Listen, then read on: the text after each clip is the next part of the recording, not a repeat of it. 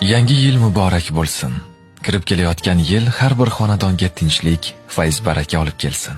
O'tayotgan yilning barcha tashvishlari ortda qolsin.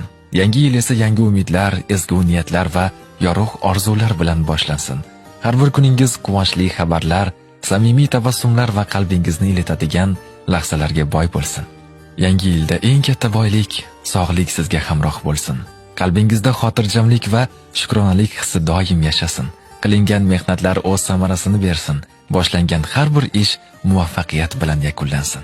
Oila a'zolaringiz, yaqinlaringiz va do'stlaringiz doimo yoningizda bo'lib, hayotingizni mazmun va mehr bilan to'ldirsin.